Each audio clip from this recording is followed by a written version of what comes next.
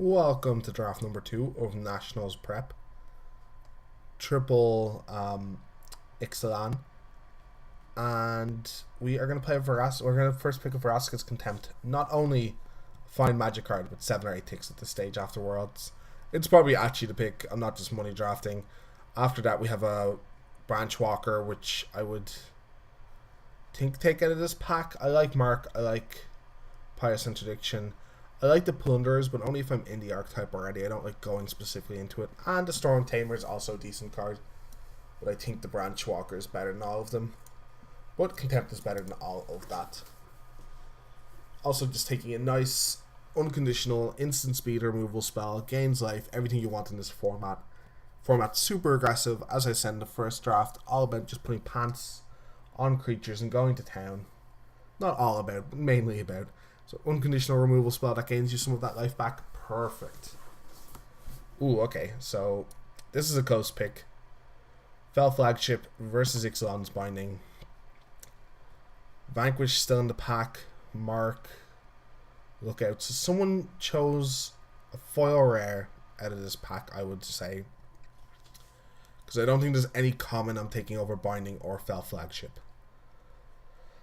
Binding with my first pick leads me into Vampires or Value Deck. And Flagships leaves me a bit more open to be black or blue, but I don't necessarily have to be attached to my first pick. It's just if there's a tiebreaker, I think you want to take the one that leaves you a little more open to more archetypes, and I think that's the Flagship. And I think the Flagship is powerful enough that I want to take it over Binding, even though Binding is one of the better uncommons in the set. After that, Vanquish. This pack is very strong. Still Vanquish, still Lookout. Knight is very important in his archetype. Storm Sculptor is fine for Merfolk. Queens and Mark are both good for their archetypes as well. Okay, well now we're being kind of led into Vampires. I could also just take this one with nothing and look to still be a Flagship deck because it's such an important payoff. Or I could take this Brazen Buccaneers. But Buccaneers likely tables where this is just kind of a signal. So let's take that. But now we have a Dispersal and a Skullduggery. Skullduggery leaves us a bit more open, but Dispersal is way more powerful. Jade Guardian for the Merfolk deck here as well. I like Skullduggery a lot, but they tend to go a bit later. Let's try the Dispersal. Water Trap Weaver or Pyromancer. I think I go Weaver. I think Weaver's better than Pyromancer, just in a vacuum also. We could also, we could take the Inspiring Cleric to go with the Deathless Ancient. That's actually a consideration and probably the correct pick.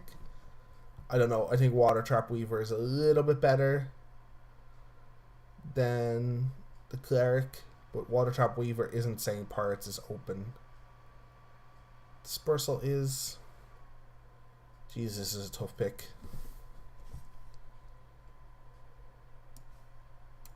I'm going to go Cleric there. I don't know. That's a tough one. Cleric isn't also a strict signal that Pirates is open. Okay, now we're seeing some good Pirate cards. And no good... Well, this is a fine Vampire card, but it's not exclusive to Vampires. Any white deck would play this. But I think the Castaways is better. We might end up missing that. Like, that's probably the best blue common we passed, which is a shame. Sailor of Means also just a fine card.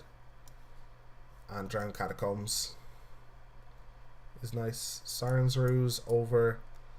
Both archetypes seem a little bit open. It's hard to dedicate myself to one, but I'm gonna go with the Siren's Ruse here. Until we see a late signal that pulls us definitely in one way.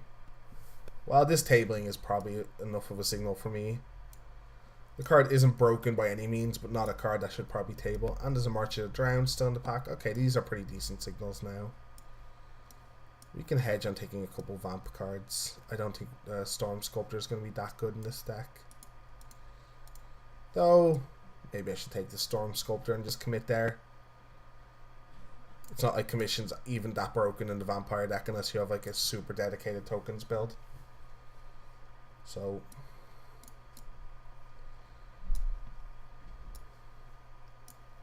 take the one with nothing. Just commit, pass some vampire cards, hope to get paid off a bit in the next pack.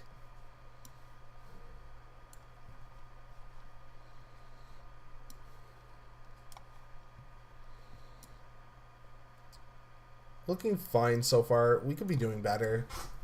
Though Flagship was Contempt. I can't... Like, I think they're both bombs. Flagship, though, is only a bomb if you get the right deck around it, where this is just good in every deck. Maybe there's some of you screaming out there, why aren't you in Vampires? But I think some of these picks were challenging. This maybe could be biasing me a bit. I do like the card, but also it's just so powerful if you can make it work. Well, we're picking this card. Even if we're not in Vampires, I'm just certainly splashing at the card's obscene. Beyond that, there's an Interloper in the pack. Maybe we still end up in Vampires. We'd have to abandon a lot of the previous picks, though.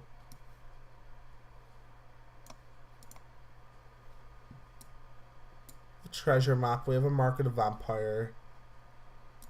We have a Paladin of the Bloodstained. Map is a great card and does leave us a little more open. But we could just turn drastically into Vampires here. Or we could take a strike. It's not hard to double splash out of some of these pirate decks. But I think I'm going to take this. This can kind of end up in both decks and is a bit dirtily, but I'm not a fan of being dirtily in this format.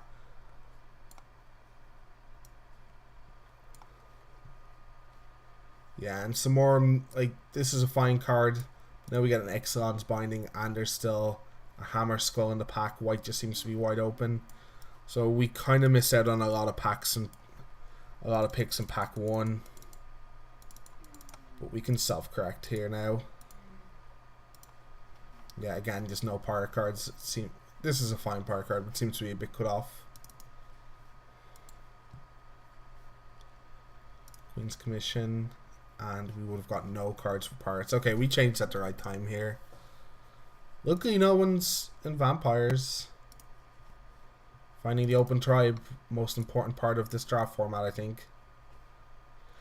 Maybe I let the shiny rare kind of sway me a bit too much, and I missed out on a couple good picks in the first pack, and almost did myself damage. I passed Ixalan's Binding. So I thought it would be cut off, but we've seen Ixalan's Binding, Hammer Skull, we've seen Vampire cards. There's a chance the person next to us is like red, white dinosaurs, and they're still going to hoover up cards. But then we got that second pick Binding. I don't know. I'm not 100% sure what's going on.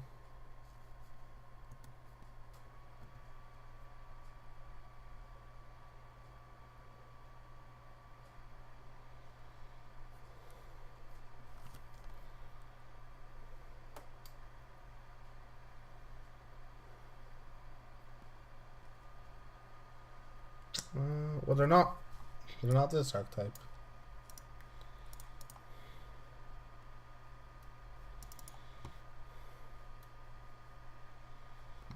I love this deck. A second 6-drop, not exactly what I want, but I don't want another Desperate Castaways. Vampire Seal came back. Market of Vampire came back. Those are fantastic pickups there. To flesh out some of the mixed picks I made from pack 1.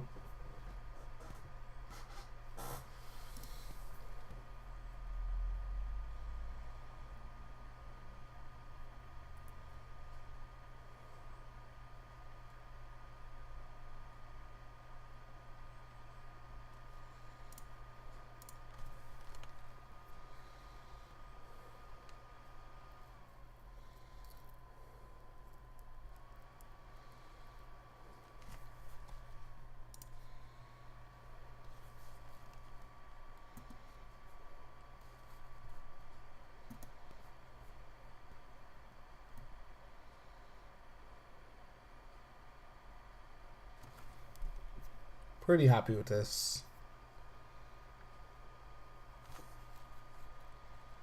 So far, considering we audibled quite late. Slash of Talons might end up in our deck, so to fill in the lower half of the curve. Hopefully get some more nice payoffs. Not get too punished for missing that first pack.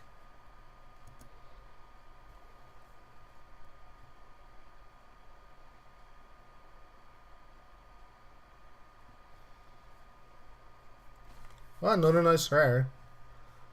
The problem with this one is it's in the 2-drop slot, but it's realistically a 3 or 4-drop that can flash in as like a 5/5 and stuff. Tormentor good as well. Deacon is a card I would want, but I'm trying to lower my curve a little bit. And as I said, while this guy isn't a 2-drop, he's going to be a 3 or 4-drop sometimes, and he's just efficient on mana. I think Vanquish over... this is hard. I want all of these, but if I take the Vanquish, I'm passing 3 white cards, and I think this Bishop's Soldier.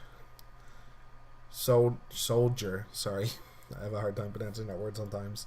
Is the least impressive out of these. So unless someone like me is considering curve, the Bishops is going to come back. The Scoundrels is something I could take for curve as well, especially with a Mark of the Vampire, but I think Vanquish is a little bit more important. I don't think we can take the second Vanquish over the second one. Though again, if I take it, the white player takes the Aerosaur and I get it back, I think.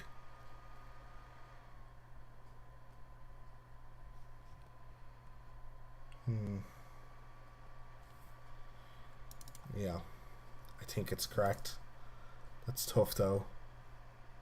Another commission, which seems okay in the deck. I only have one Deacon to kind of pull it off, but I do have an Ancient, which is good with them.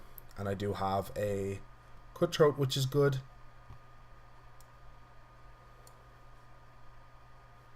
Chupacabra doesn't do anything on my list. I don't really want to play my first Queen's Agent, so yeah, I guess I play that. Ugh. I think I need to take the Bishop over the Hammer Skull. Hammer Skull's like the best white common, but I think I just need to lower my curve. I'm counting on some of those other Bishops tabling, but you can't always count for that 100%. Didn't really get any payoffs in this pack. Hammer Skull, okay, that's a bit of a payoff. Hammer Skull that late is kind of insane.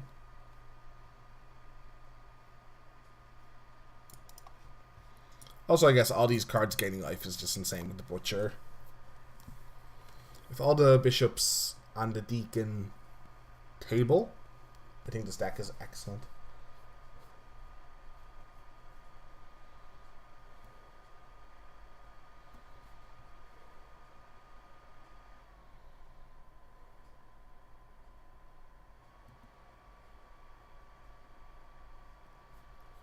Ooh. Wow, that's a lot of excellent vampire cards. Glorified of Dusk card best by itself. Deacon maybe the card better in my deck, and then two drops I want. I'm almost banking on the Bishops coming back with these 2 drops still in the pack. So I think I'm going to take the Glorified of Dusk, and the Deacon might also come back. Well, we'll definitely take the 1 drop. The 1 drop is absolutely fine. There we go. And the other one. Get in there. Will the Deacon come back? Doesn't look like it. I think the Deacon was the pack maybe even before that. Or maybe the Deacon was the one I was looking at there. No, because I hadn't seen Glorified. Okay, those last few picks made up the deck.